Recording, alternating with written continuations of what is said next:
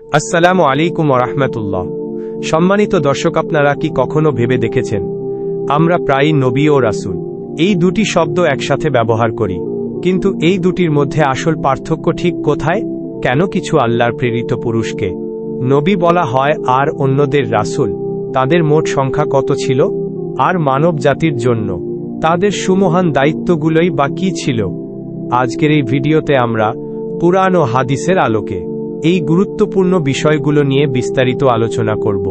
আমাদের সাথেই থাকুন। প্রথমেই জেনে নেওয়া যাক নবী ও রাসূলের মধ্যে মৌলিক পার্থক্য। আল্লাহ তাআলা মানব জাতিকে পথ দেখানোর জন্য যুগে যুগে অসংখ্য বার্তাবাহক পাঠিয়েছেন। তাদের মধ্যে কেউ ছিলেন নবী আর কেউ ছিলেন রাসূল।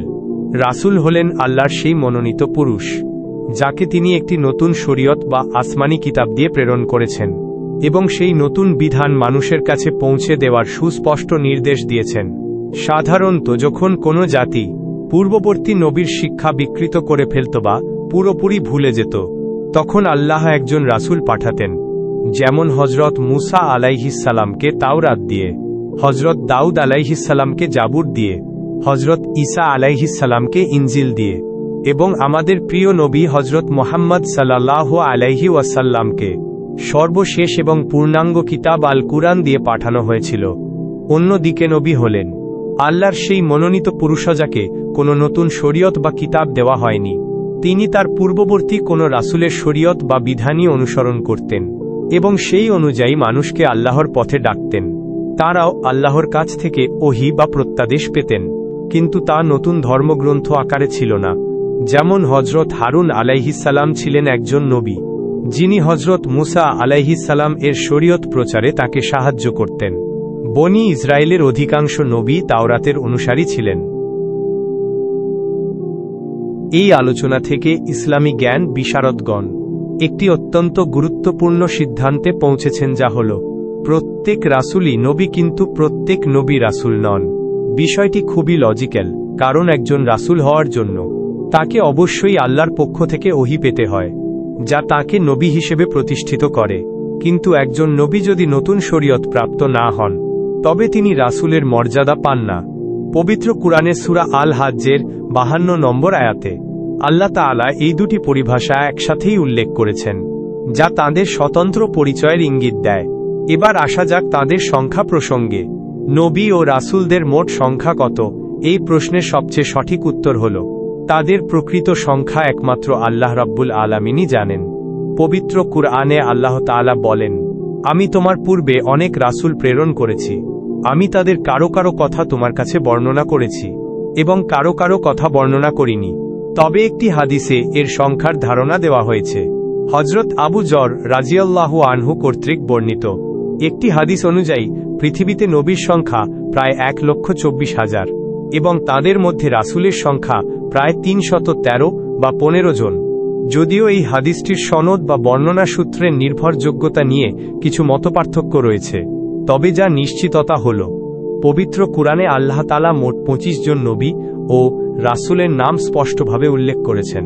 তারা হলেন আদম আলাইহিস সালাম, ইদ্রিস আলাইহিস সালাম, নূহ আলাইহিস সালাম, হুদ আলাইহিস সালাম, সালেহ আলাইহিস সালাম থেকে শুরু করে ইব্রাহিম আলাইহিস সালাম, মূসা আলাইহিস সালাম, ঈসা আলাইহিস সালাম এবং সর্বশেষ ও সর্বশ্রেষ্ঠ রাসূল হযরত মুহাম্মদ সাল্লাল্লাহু আলাইহি ওয়াসাল্লাম পর্যন্ত। এখন আমরা জানব এই মহান নবী ও রাসূলদের কাজ ও দায় দায়িত্ব কী ছিল। তাদের মিশন ছিল বহুমুখী এবং মানবজাতির জন্য অত্যন্ত গুরুত্বপূর্ণ। এক, তাওহীদের দিকে আহ্বান। তাদের প্রধান এবং সর্বপ্রথম দায়িত্ব ছিল মানুষকে যাবতীয় শিরক ও মূর্তিপূজা থেকে মুক্ত করে এক আল্লাহর ইবাদতের দিকে ডাকা। 2, আল্লাহর বাণী পৌঁছে দেওয়া, তাবলীগ। তারা ছিলেন আল্লাহর পোস্টম্যান, কোনো রকম পরিবর্তন বা গোপন না করে আল্লাহর বাণী হুবহু মানুষের কাছে পৌঁছে দেওয়াই ছিল তাদের পবিত্র আমানত। 3, সুসংবাদ ও সতর্কীকরণ। যারা আল্লাহর কথা মানবে তাদের জন্য জান্নাতের সুসংবাদ দেওয়া এবং যারা অবাধ্য হবে তাদের জন্য জাহান্নামের কঠিন আযাব সম্পর্কে সতর্ক করা। 4, সর্বোত্তম আদর্শ স্থাপন, উসওয়াতুন হাসানা। তারা শুধু কথাই বলতেন না, বরং নিজেদের জীবনকে মানুষের জন্য একটি জীবন্ত আদর্শ হিসেবে উপস্থাপন করতেন। তাদের সততা, ধৈর্য, ন্যায় পরায়ণতা ছিল অনুকরণীয়। 5. আত্মশুদ্ধি ও প্রজ্ঞা শিক্ষা। মানুষকে কিতাবের জ্ঞান দেওয়ার পাশাপাশি তারা হিকমত বা প্রজ্ঞা শিক্ষা দিতেন এবং অন্যায় ও পাপাচার থেকে মুক্ত করে তাদের আত্মাকে পরিশুদ্ধ করতেন। 6.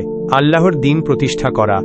সমাজে আল্লাহর আইন ও বিধান প্রতিষ্ঠা করে ন্যায় ও ইনসাফ কায়েম করা এবং বাতিলের বিরুদ্ধে সংগ্রাম করা ছিল তাদের জীবনের অন্যতম লক্ষ্য। আল্লাহ তাআলা তার এই মহান দায়িত্ব পালনের জন্য নবী রাসূলদের কিছু অনন্য চারিত্রিক বৈশিষ্ট্য দান করেছিলেন।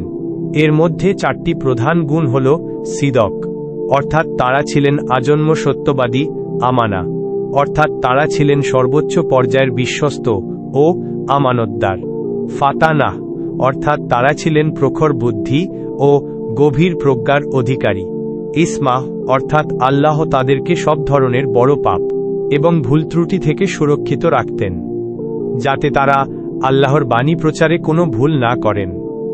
সুতরাং সংক্ষেপে বলতে গেলে রাসূল হলেন তিনি যিনি নতুন শরীয়ত বা কিতাব নিয়ে এসেছেন, আর নবী হলেন তিনি যিনি পূর্ববর্তী শরীয়তের প্রচারক। তাদের সঠিক সংখ্যা আল্লাহই ভালো জানেন, তবে কুরআনে উল্লেখিত 25 জনের প্রতি ঈমান আনা আমাদের জন্য আবশ্যক। তারা সবাই ছিলেন আল্লাহর মনোনীত সর্বোত্তম মানুষ, যাদের মূল লক্ষ্য ছিল মানবজাতিকে অন্ধকার থেকে আলোর পথে নিয়ে আসা এবং দুনিয়া ও আখিরাতে সাফল্যের পথ দেখানো। তাদের প্রতি বিশ্বাস স্থাপন করা আমাদের ঈমানের এক অবিচ্ছেদ্য অংশ। সম্মানিত দর্শক, আজকের আলোচনাটি যদি আপনার ভালো লেগে থাকে এবং আপনি নতুন কিছু জানতে পারেন, তবে দয়া করে ভিডিওটিতে একটি লাইক দিন এবং আপনার বন্ধু ও পরিবারের সাথে শেয়ার করুন, যাতে তারাও এই জ্ঞান থেকে উপকৃত হতে পারে। ইসলাম সম্পর্কিত এমন আরও ভিডিও পেতে আমাদের চ্যানেলটি সাবস্ক্রাইব করুন এবং বেল আইকনটি প্রেস করে দিন।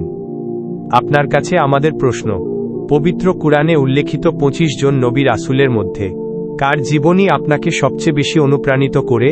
কমেন্ট বক্সে আমাদের জানাতে ভুলবেন না।